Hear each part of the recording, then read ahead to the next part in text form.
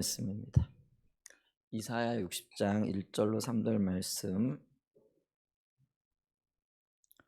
우리 한번 같이 읽도록 하겠습니다. 시작. 일어나라 빛을 발하라 이는 내 빛이 이르렀고 여호와의 영광이 내 위에 임하였음이니라. 보라 어둠이 땅을 덮을 것이며 캄캄함이 만민을 가리려니와 오직 여호와께서 내 위에 임하실 것이며 그의 영광이 내 위에 나타나리니 나라들은 내 빛으로 왕들은 비치는 내 광명으로 나아오리라. 아멘. 네, 오늘 십자가의 복음의 유업 부흥이라는 주제를 가지고 좀 말씀을 나누기를 이렇게 원합니다. 십자가 복음에는 하나님이 주시는 유업이 있다, 유산이 있다라고 말씀드렸죠. 어떤 유산들이 있는가? 먼저 회복의 유업, 또 부흥, 놀라운 성령의 역사, 또 열방, 또 심지어는 하나님께서 우리 가운데 놀라운 부도 이렇게 부죠. 부자 되게 하신다라는 거죠. 부도 부어 주시겠다. 이렇게 말씀을 하셨잖아요. 여러 가지 이렇게 유업이 있는데 특별히 이사야 하반부에 나온 이사야 하반부라고 하는 것은 이사야 40장부터 66장까지를 일컫는 말이죠. 이사야 하반부에 나오는 하나님의 유업은 이 부흥과 열방에 집중되어져 있는 것들 이렇게 봅니다. 특별히 이 부흥과 열방이 그 이사야 하반부에서 우리에게 주시고자 하시는 유업으로 강조되어지고 있다라는 것이죠. 자, 그래서 오늘 우리가 이 부흥에 관한 그리고 이것이 하나님의 유업이 되어짐에 대해서 좀 살펴보도록 하겠습니다. 가장 첫 번째로요, 이 부흥은 하나님께서 영광으로 임하시는 것이다라는 것입니다. 부흥이 뭐냐? 하나님께서 영광으로 임하시는 것이다. 작은 첫 번째로 부흥은 무엇보다도 성령의 부어 주심이다라는 거죠. 이제 우리가 부흥 그럴 때는 이게 그 여러 가지 어떤 말들 혹은 어떤 용어들이 우리에겐 굉장히 왜곡되어져 있는 것들이 많아요. 그 중에 하나가 이게 부흥이라는 용어이기도 합니다. 이게 부흥이라 그러면은 이제 어떻게 지금 오용되어지고 있느냐, 오해되어지고 있느냐면 우리는 흔히 이제 숫자적인 어떤 그 증가를 가리켜서 부흥이라 이렇게 얘기를 하죠. 예를 들면 뭐 50명 모이던 교회가 어느 날 100명이 모여지면 이게 부흥했다. 뭐 틀림없는 부흥은 맞아요. 근데 이 숫자적인 어떤 의미만 가지고 부흥을 다 설명할 수는 없다라는 거죠. 그리고 이 부흥은 그게 숫자적인 열매는 나타나는 어떤 겉모양이지 실질적으로 그 속에 어떤 일들이 있음으로 인해서 이런 열매들이 나타났는가, 이거를 설명해 주지 못한다라는 거죠. 그랬을 때 이 부흥이라는 거는 그 원인과 결과들을 다 설명해 낼 수 있는 그런 용어인데, 그런 어떤 말인데도 불구하고 우리는 이제 겉부분에만 너무 치중해서 이해를 하고 있는 경향이 있더라라는 거죠. 이 부흥의 성경적인 정의를 보면은 하나님께서 한 교회 혹은 한 지역, 또 여러 지역, 또 한 국가 혹은 여러 국가에 동시에 성령을 대규모로 부어 주시는 것이다라는 거죠. 그러니까 하나님의 이 함께 하심이 성령의 역사가 나타나는 것이 어느 한 교회일 뿐만 아니라 한 지역, 뭐 교회도 그것이 가능하겠지만 그 범위가 훨씬 더 넓다라는 거죠. 그걸 가리켜서 우리가 부흥이라 이렇게 얘기를 하죠. 그래서 이게 성령이 오셔서 하나님께서 우리에게 주시고자 하셨던 어떤 유업들이 빈번하게 혹은 대규모로 나타나는 거죠. 그 중에 하나가 숫자적인 어떤 증가일 수도 있고요.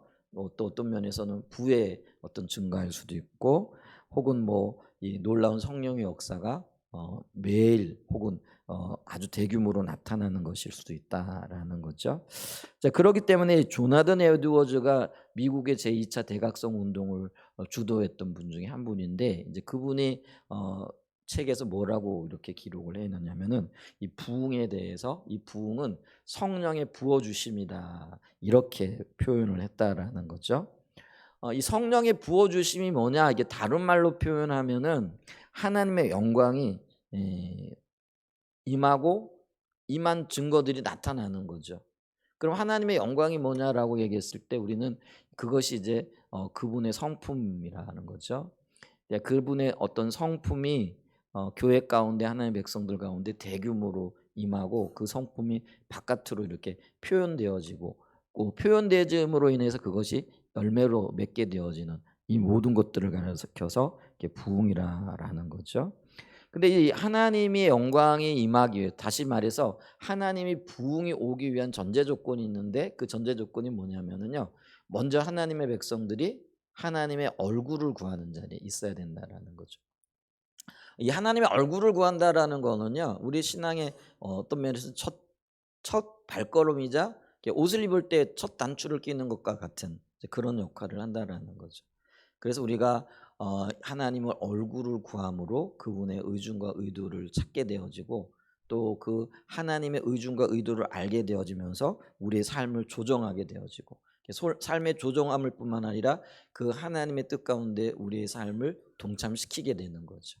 그러면 성령께서 함께 하셔서 성령님만이 맺을 수 있는 열매들이 나타나는 거예요. 그러면 이제 이걸 통해서 하나님의 성품이 드러나고 하나님의 영광이 온 열방 가운데 퍼져나가게 되어지는 이제 그런 역사이죠.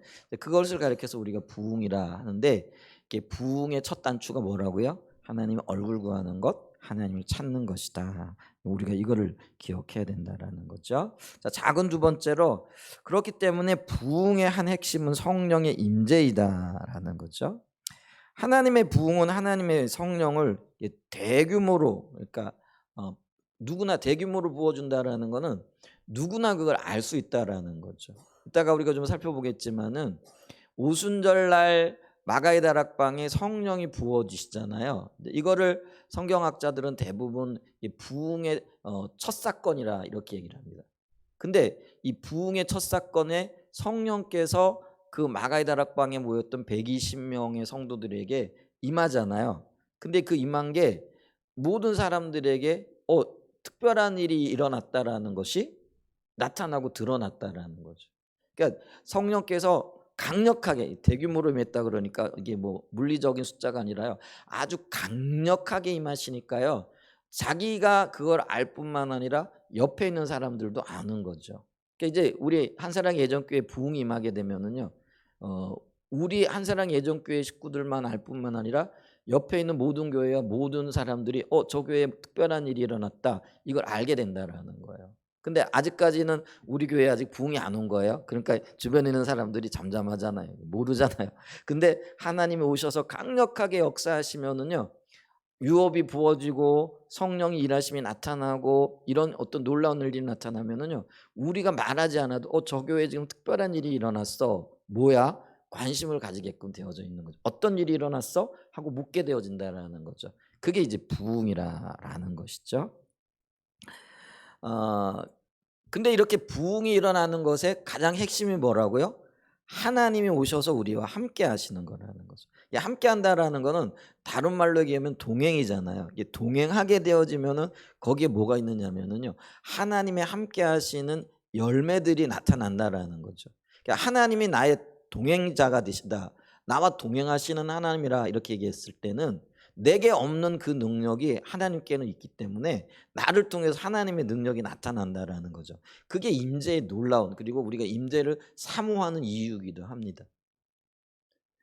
그러니까 이제 임재라고 얘기를 하니까요. 좀 어떤 분들은 생소하게 듣는 분들도 계시더라고요. 우리는 뭐 흔히 쓰는 말이긴 하잖아요. 예를 들면 새벽에 우리 교회에 새벽 예배만 나오시는 분들이 한 두어 분 계세요. 뭐 그리고 또 가끔 이렇게 주기적으로 나오시는 분들이 또 한 두어 번 있고요.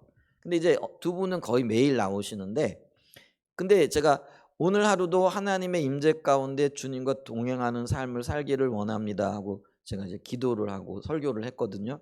그랬더니 이제 한 분이 저한테 와서 물어보는 거예요. "목사님, 임재가 뭐예요?" 그래서 제가 순간 당황했어요. 이분이 정말 몰라서 물어보시는 건지 아니면 뭐 다른 의도가 있어 가지고 물어보시는 건지 이게 잘 모르겠더라고요. 처음에는 그 얘기를 이렇게 딱 듣는데 그래서 이 하나님의 임재라는 거는 하나님이 함께 하시기 때문에 우리와 함께 하시기 때문에 우리가 그걸 알 수 있는 거 그걸 임재라고 해요. 그랬더니 "아 그러네요." 하고 그렇게 얘기를 하더라고요. 이분은 진짜 궁금해서 물어봤나 봐요.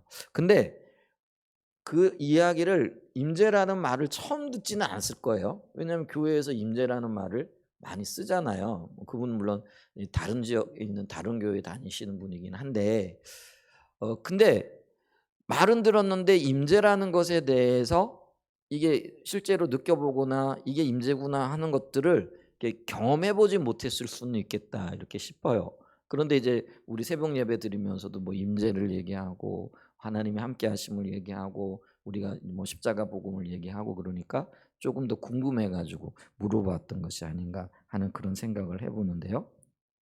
이게 성령이 우리와 동행하시면, 임재가 동행인데 아까도 말씀드렸지만은 하나님을 전혀 알지 못하는 사람들까지도 그 성령의 우리와 동행하심, 임재를 의식할 정도로 강력하게 그것이 나타나고 보여지게끔 되어 있다라는 거죠. 근데 뭐 임재가 눈으로 보여지는 건 아니잖아요. 근데 어쨌거나 그게 마치 눈에 보이듯이 느껴지게끔 돼 있다라는 거죠. 성령이 함께 하시고 하나님이 함께 하시는구나. 아, 저분은 교회를 다닌다라고 하는데 교회를 다닐 뿐만 아니라 우리가 갖고 있지 않은 전혀 새로운 어떤 종류의 어떤 그런 분위기, 그분들은 그렇게 표현할 것 같아요. 어떤 분위기, 어떤 뭐 그 영적인 어떤 그런 어떤 나타남, 뭐 이런 것들이 있구나라고 이렇게 인정하게끔 되어진다라는 거죠. 그래서 이 하나님의 부흥 때마다요 그런 일이 일어났다라는 거죠. 예를 들면 이 웨일즈의 부흥에는요 하나님의 임재가 얼마나 이렇게 강했든지요 어떤 이렇게 지역이 있대요. 예를 들면 우리가 여기 IC를 이렇게 넘어오기 전에 이렇게 길이 하나 있잖아요. 근데 그 길을 넘어오기 전까지는 아무런 뭐 느낌이 없대요. 근데 그 길을 딱 넘어오잖아요. 그러면 갑자기 사람이 바뀐다라는 거죠. 말로 할 수 없는 이제 그런 어떤 그 영적인 분위기, 그리고 그것 때문에 사람이 엄숙해지기도 하고 또 이게 자기의 어떤 그 죄가 느껴지기도 하고. 근데 이게 한 사람만 그런 게 아니라요. 여러 사람들에게 그런 일들이 나타났다는 거예요. 그러니까 웨일즈의 부흥에 보면 그런 일들이 나타나는 거죠. 이제 그러니까 이런 임재가 있으니까요. 죄를 지은 사람이 경찰서를 찾아오는 거예요. 경찰서를 찾아와 가지고요. 내가 죄를 지었는데 내가 이런 벌을 받아야 된다고. 스스로 이렇게 자기를 이렇게 뭐죠? 죄인인 것과 자기가 뭐 어떤 잘못을 한 것에 대해서 고백을 하게 되어지는 이런 일들이 실제로 있었대요. 그게 이제 부흥이 오게 되어지면 눈에 보이지 않는데 사람들이 그, 그 하나님의 거룩함, 그리고 이 자신의 어떤 그 죄, 이런 것들을 보게 되어지는 일들이 있게 된다는 거죠. 우리가 그 1907년에 평양 대부흥이 있었잖아요. 근데 그 평양 대부흥의 시발점이 되어졌던 것이 바로 길선주 목사님의 회개로부터 시작이 되어졌다 이렇게 얘기를 하잖아요.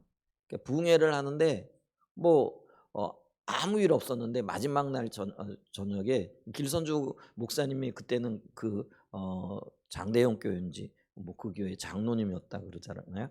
근데 그분이 예배를 하는데 성령이 강력하게 임하시면서 자기의 죄가 보여진 거예요. 그 죄가 뭐냐면 친구가 죽으면서 자기를 믿고 내 아들 좀 보살펴 달라고 모든 재산을 친구에게 맡긴 거예요. 근데 이 길선주 장로님이 그때 사업을 했다네요.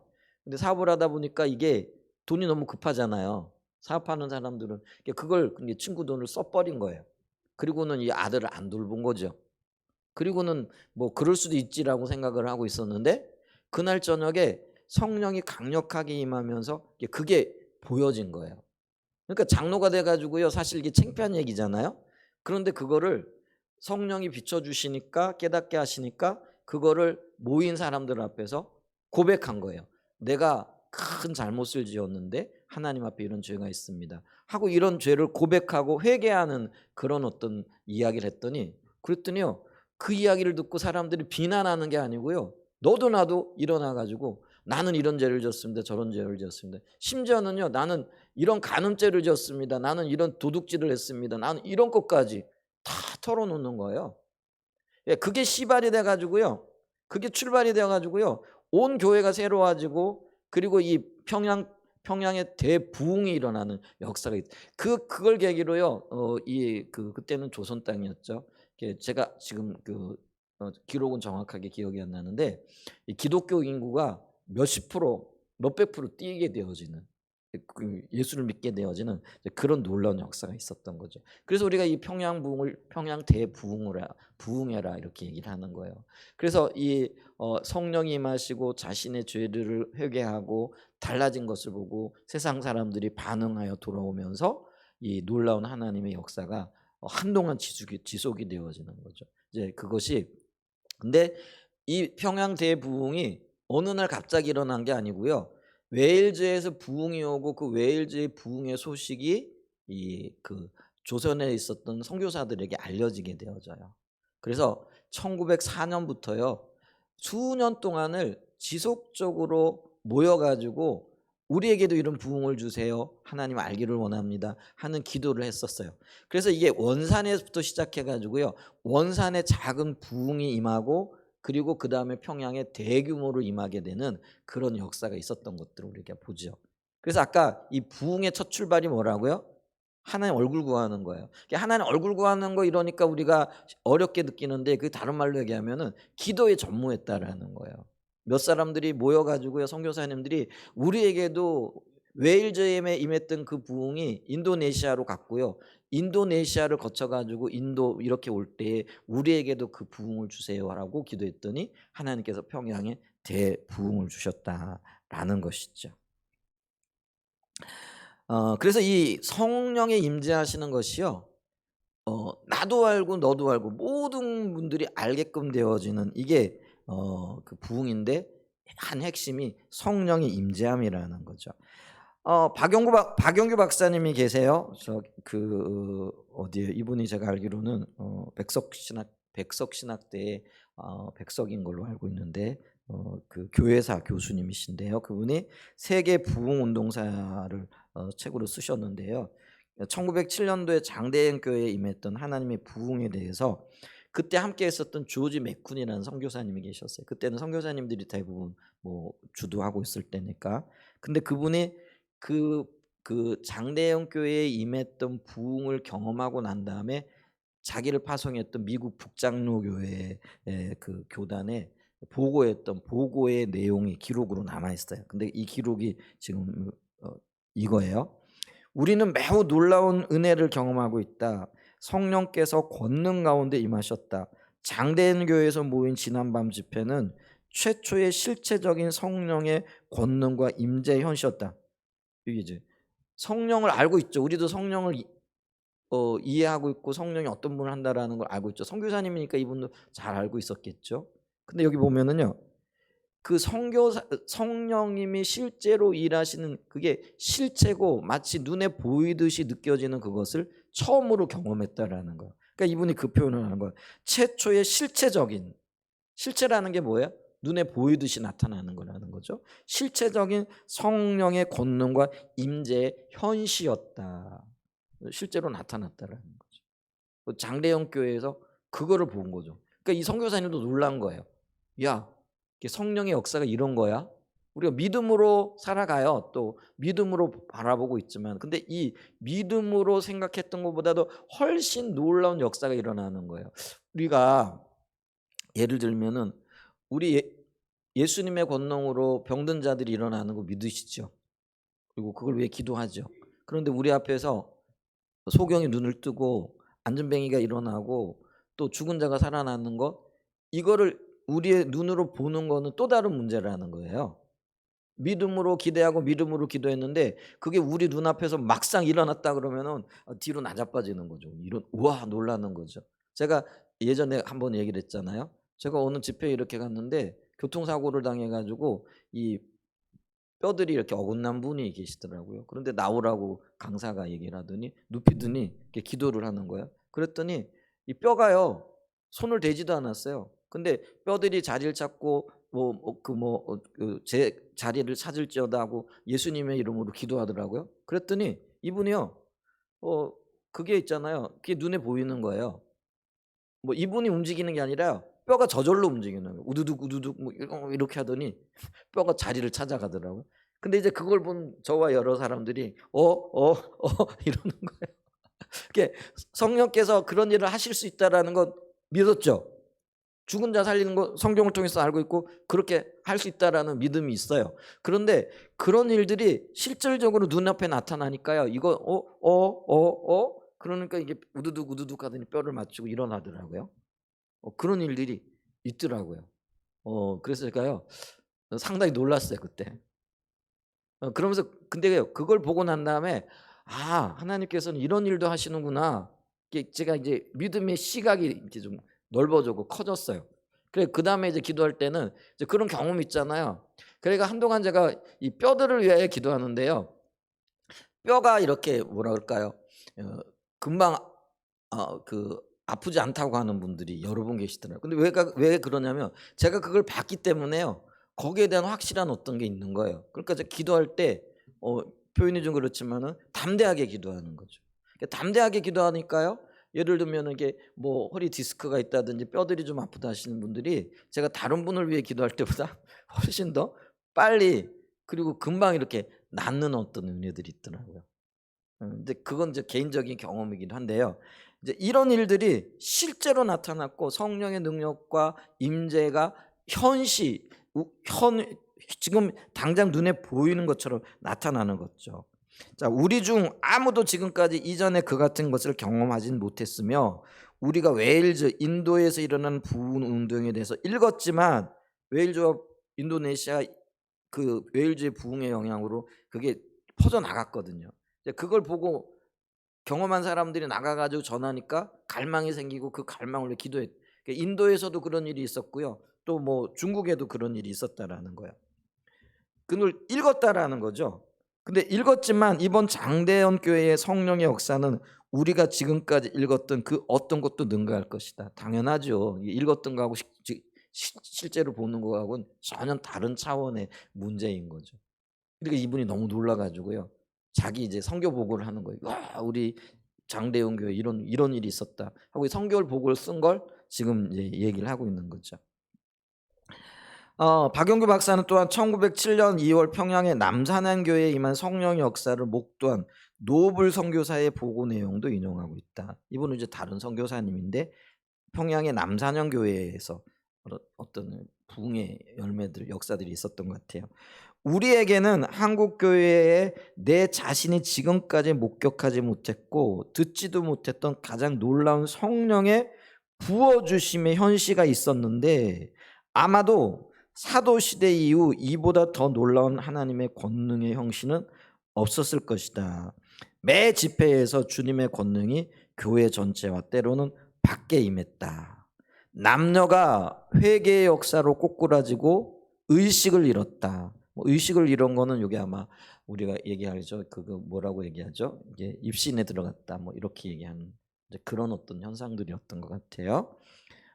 전 도시는 마치 죽은 자를 통곡하고 있는 죽은 자를 위해 통곡하고 이 죽은 자는 육신을 위해 죽은 자가 아니에요. 뭐예요? 영혼이 죽어 있는 자들인 거죠. 여러분 우리가 성경은요. 육신이 죽은 자를 죽었다라고 말을 하지만 실질적으로 죽은 자는 누구를 가리키는 거예요? 영이 죽어 있는 자예요. 그러니까 예수를 모르는 자를 죽은 자라고 얘기를 하는 거예요. 그러니까 있잖아요. 성령이 임하시면은 우리의 관심이 어디로 가게 되어지냐면은요. 예수 알지 못하는 사람들에게 가는 거예요. 그리고 그들을 위해서 전심으로 애통하며 어떻게 하든지 그 영혼들이 한 영혼이라도 주님께 돌아오기를 그 갈망하는 그런 어떤 열망을 갖게 되어진다라는 거죠. 그래서 교회가 선교적인 교회의 가장 큰 사명이 뭐예요? 죽은 영혼을 살려내는 거라는 거예요. 그리고 이게 우리의 가장 큰 사명이고 소명이 되어진다라는 거죠. 그게 이제 성령이 우리 가운데 임하게 되어진 놀라운 역사 중에 하나라는 거죠. 그러니까 성령이 임재하게 되어지면은요, 나도 알고 너도 알고 모두가 알게 되어진다. 근데 그게 부흥의 큰 특징 중에 하나다. 작은 세 번째로 부흥은 하나님께서 영광으로 임하셔서 하나님의 선하심을 나타내는 거다. 자, 영광으로 오셨어요. 그러면 하나님이 영광이 이제 임재하시는 거고 동행하시는 거라 그랬는데 하나님이 우리와 동행하시고 임재하실 때는요. 아무런 의도 없이 목적 없이 임재하시고 동행하지 않는다라는 거예요. 예를 들면은 마가의 다락방 오순절 성령의 날에 성령께서 놀랍게 임하셨잖아요. 동행하시잖아요. 그 동행의 목적이 뭐예요? 예루살렘 교회를 세우고 그 교회를 통하여 땅 끝까지 복음을 전하고자 하시는 하나님의 목적이 있었다라는 거예요. 그거를 하나님의 의도 목적이라고 얘기하는데 그게 하나님 선하심이라는 거예요. 우리가 성경을 보면은 하나님의 선 뭐 이런 것들이 고백되고 또 이렇게 표현되어지잖아요. 근데 이 하나님의 선하신 것은요, 하나님의 뜻과 하나님의 의도와 의중을 얘기하는 거라는 거죠. 그래서 우리 가운데 오셔서 영광으로 동행하시고 임재하신다라는 거는 하나님의 뜻을 이루어가는 거라는 거죠. 그래서 웨일즈에 그 놀라운 부흥이 일어났어요. 근데 그 부흥이 일어남으로 그때 짤막하게 6개월의 웨일즈의 대부흥이 임했는데 6개월에 임한 웨일즈가요, 영국의 광산 도시고요. 그렇게 크지 않은 도시예요. 광산 도시는 우리나라 태백처럼, 태백이 우리가 뭐 말은 많이 들어봤지만 커요, 안 커요? 인구 기껏해야 몇천 명 모이는 적이죠. 그때도 마찬가지였어요. 그런데 이 지역에서 이 6개월 동안 성령이 대규모로 임하고 부흥의 역사가 있었는데 그 6개월 동안에 얼마나 구원을 받았느냐면요, 10만 명이 구원을 받았대요. 엄청난 거예요. 여러분, 아까 제가 우리 신탄진 인구가 어느 정도 되는지 정확하게 아시는 분 계세요? 10만 명이 채 안 될 거예요. 모르겠어요. 10만 명이 넘나? 옛날에 이제 신탄진 지역을 뭐 10만 명 인구로 이렇게 육성한다, 뭐 이게 몇 년 전에 국회의원의 어떤 뭐죠, 공약사항이긴 했는데 그렇게 안 될 거예요. 여러분 보세요. 신탄진 지역에 살고 있는 사람 수만큼 예수 믿게 되어졌더라. 근데 그게 하나님의 선이고 하나님 뜻이에요. 하나님이 부흥으로 오셨다, 영광으로 임하셨다, 동행하신다라는 거는 이런 하나님의 놀라운 뜻이죠. 그래서 우리가 하나님의 궁극적인 뜻을 얘기를 할 때 가장 우선은 뭘 얘기를 하는 거예요? 잃어버린 영혼이 주님 앞으로 돌아오는 것을 말한다라는 거죠. 영혼 구원이 하나님의 가장 큰 관심사라는 것을 우리가 알 수 있죠. 그러면서 또 하나 뭐예요? 이 하나님의 성품을 닮아가는 자들, 그게 이제 성화의 삶이죠. 빚어지고 다듬어지고, 이 두 가지가 하나님의 목적이라는 거죠. 자, 그래서 이제 그 하나님의 선하심을 나타내는데 이 성경적인 예를 들어 보면은요, 출애굽기 33장에 보면은 32장에 이스라엘 백성들이 범죄하고 또 하나님께서 그들을 징계하시는 사건이 나오고, 그러면서 하나님께서 모세에게 야, 나는 안 갈 테니까 네가 이 백성들 데리고 가나안 땅에 들어가라 그랬더니 나는 그렇게 못합니다. 모세가 버티죠. 그러면서 중보기도 하고 난 다음에 용서받고, 그 다음에 이제 모세가 33장 8절에 되면 이런 기도를 해요. 모세가 이르되 원하건대 주의 영광을 내게 보이소서. 이게 놀라운 기도죠. 이스라엘 백성들은 뭘 보기를 원했어요? 항상 자신들의 필요가 채워지고 또 자기가 원하는 것들을 들어주시기를 기도하죠. 근데 모세는 지금 뭘 기도하는 거예요? 그 광야에서 편안함도 아니고요, 자신의 야망이 이루어지는 것도 아니고, 뭘 위해 기도했다고요? 하나님의 영광 보기를 원했다는 거죠. 이게 다른 말로 얘기하면 하나님이 우리 가운데 임재하시고 동행하는 것을 보기를 원한다는, 이게 하나님의 부흥을 보기를 원한다는, 오늘 주제와 맞춰보면 그런 기도 제목이 되어진 거죠. 그랬더니 하나님이 좋다, 그럼 내가 너와 함께하는 걸 보여주겠다, 나의 영광을 보여주게 하는데, 근데 이 영광을 직접적으로 보면 죽을 테니까 내 영광을 네 앞에서 지나가게 할게, 이렇게 약속을 하시면서 출애굽기 34장 5절과 7절에 보면 이 하나님의 약속이 이루어져요. 응답이 이루어지는데, 자, 출애굽기 34장 5절과 7절에 보면 여호와께서 구름 가운데 강림하사 그와 함께 거기 서서 여호와 이름을 선포하실 때, 강림하셨어요. 그와 함께 서셨어요. 그리고 여호와께서 그의 앞으로 지나시며 선포하시되 여호와라 여호와라 자비롭고 은혜롭고 노하기를 더디하고 인자와 진실이 많은 하나님이라. 인자를 천대까지 베풀며 악과 과실과 죄를 용서하리라. 그러나 벌을 면제하지는 아니하고 아버지의 악행을 자손 3, 4대까지 보응하리라. 이렇게 얘기를 하죠. 하나님이 지금 뭘 보이시는 거예요? 자신의 성품을 보이시는 거예요. 육안으로 보이게 하셨는지 깨닫게 하셨는지, 근데 지나가게 하셨다니까 아마 눈에 보이는 어떤 모습일 수도 있겠어요. 근데 보면서 모세가 지금 뭘 보는 거예요? 하나님의 성품을 보는 거예요. 그러니까 주님이 나는 여호와라 자비롭고 은혜롭고 노하기를 더디하고 인자와 진실이 많은 하나님이라. 이게 하나님의 성품이잖아요. 하나님이 그 백성과 함께 하실 때 이런 열매들이 있을 거라는 거죠. 그리고 이런 열매들을 보고 백성들이 하나님의 성품을 닮아가게 되어질 거라는 거죠. 이게 부흥을 통하여 하나님이 우리에게 주시고자 하시는 하나님의 의중이고 의도라는 것들을 우리가 기억해야 되죠. 그래서 이 부흥은요, 하나님께서 영광으로 임하셔서 하나님의 선하심을 나타내는 것이다. 이걸 좀 봐야 되겠고요.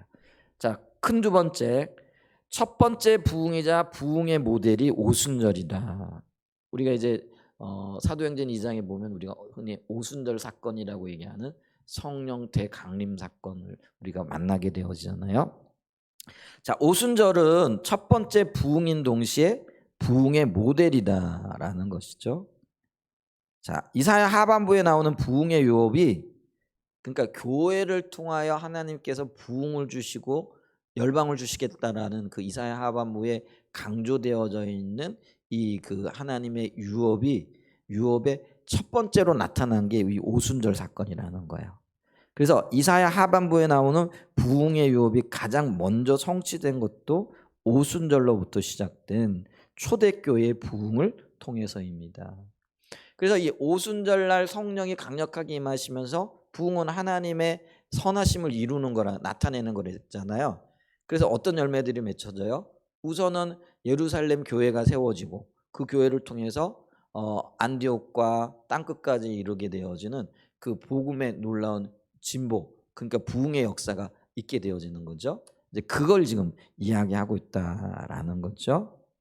그래서 이 아까도 얘기했듯이 오순절 성령 강림은 최초의 부흥의 모델이었다, 이렇게 얘기를 합니다. 근데 마틴 로이드 존슨 목사님도 이거를 이 그 부흥을 오순절의 반복이라고 말한다는 거죠. 오순절날 성령이 강력하게 임하셨잖아요. 그게 부흥이고, 오늘날 일어나고 있는 부흥도 성령이 강력하게 부어짐으로 우리 가운데 하나님 뜻이 이루어지는 거예요. 그게 이제 오순절날 그 사건이 이 시대에 나타나고 시대마다 나타나는 반복된 사건이다, 연장이라, 이렇게 얘기를 한다라는. 근데 여기서 우리가 좀 조심해야 될 게 있는데, 그게 뭐냐면은, 그러면 오순절 사건이 구속사적인 사건으로 봤을 때 그러면은 이게 반복된다라는 의미는 아니에요. 구원이라는 거는요, 다른 말로 얘기하면은요, 우리가 이 구원이 뭐 반복적으로 일어나는 건 아니잖아요. 한 번 구원 받는 거죠. 근데 이제 그 오순절 날 성령이 임하심으로써 온전한 구원, 또 성령이 내주하심을 통해서 우리에게 주어진 이 구원의 역사는요, 단회적으로 일어나요. 근데 그러면 반복적으로 일어난다라는 뭐냐면, 성령이 임하심으로써 성령의 역사가 나타나고 그 성령의 역사를 보고 많은 사람들이 주께로 돌아오게 되어지는 그 일들은 반복적으로 일어나는 것이다 라고 지금 그걸 얘기한다라는 것이죠. 그래서 오순절에 그날에 일어났던 일들, 즉 성령이 놀랍게 부어지는 일, 그리고 그 결과로 나타나는 여러 가지 변화들은 그 오순절날 임했던 성령의 역사의 반복적인 사건들이라는 거죠. 그래서 우리가 그걸 얘기한다라는 거죠. 자, 그래서 첫 번째 부흥이자 부흥의 모델이 오순절이다. 그래서 우리는 이 부흥의 어떤 그 뭐랄까요, 모델이 오순절이니까 오순절과 우리를 비교해 봐야 되는 거예요. 그래서 우리 가운데 부흥이 일어났다 그러면은 이게 오순절날 일어났던 사건과 어떤 연관성이 있고 어떤 유사성이 있고 또 어떤 면에서는 다른 것이 있는가, 이런 것들을 이렇게 비교해 봐야 되는 거죠. 그걸 봐야 되는 거죠. 그러면서 우리가 이 교회의 어떤 건강한 교회를 얘기할 때요, 완전한 교회는 아니지만 초대교회의 모습을 봐야 되는 거죠. 초대교회에 있었던 하나님의 역사로 세워졌던 그 교회들, 그게 우리의 모델이에요. 그러니까 우리의 건강한 교회 모델은요, 예를 들면은 뭐 우리 세상에 있는 어떤 교회가 아니에요.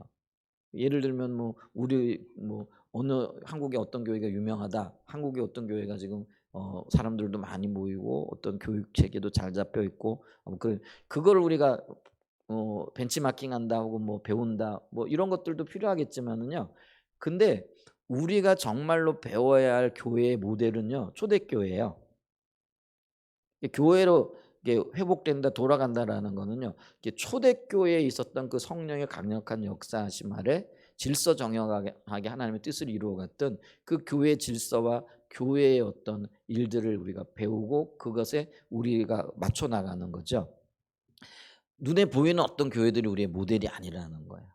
부흥도 마찬가지라는 거예요.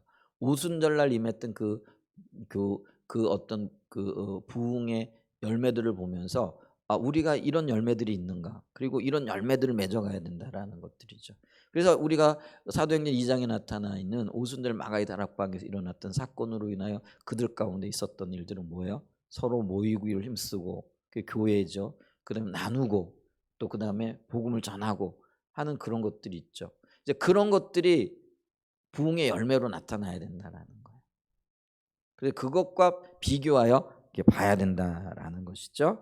자, 큰 세 번째로 그러면은 부흥과 열방의 관계라는 거죠. 우리가 지난주에 살펴보는데 하나님은 질투가 있다라고 그러셨잖아요. 어떤 질투예요? 하나님의 교회를, 또 하나님의 이름에 대한, 또 하나님의 백성들에 대한 하나님의 질투가 있다라는 거죠. 그렇기 때문에 이 부흥이 임한다라는 것은 하나님의 그 질투하심의 한 방편이라는 거죠. 그래서 이 부흥을 통해서 어떻게 한 거죠? 이 많은 사람들이 주께로 돌아오게 하시기 위한 그런 하나님의 계획과도 관련이 돼 있다라는 거죠. 그래서 하나님께서 영광으로 오셔서 그들 가운데 역사하게 되어지면은요, 그거를 누가 보는 거예요?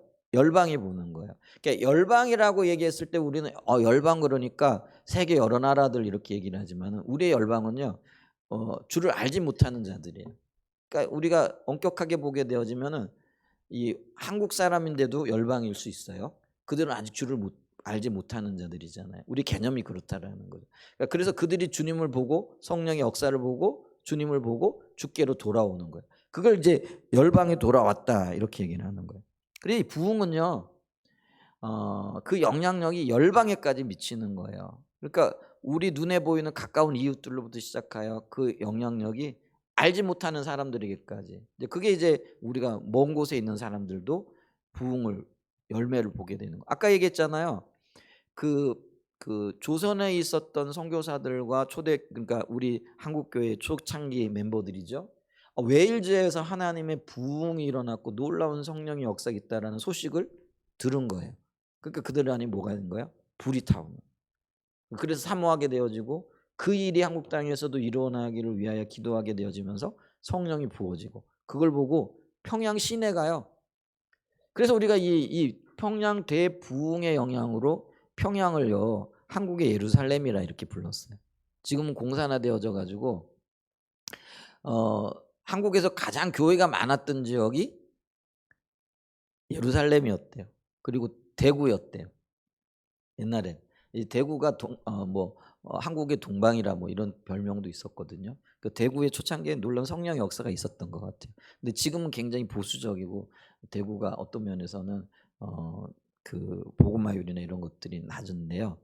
초창기에 이 평양이 한국의 예루살렘이었고 대구를 동방의 예루살렘 뭐 이렇게 뭐 한국의 동방이라 뭐 이렇게 얘기할 정도로 이게 그 하나님의 놀라운 강하게 역사하심들이 있었던 거죠. 그러니까 도시 자체가 바뀌게 되어지는 열방의 주님께로 돌아오는 것이죠.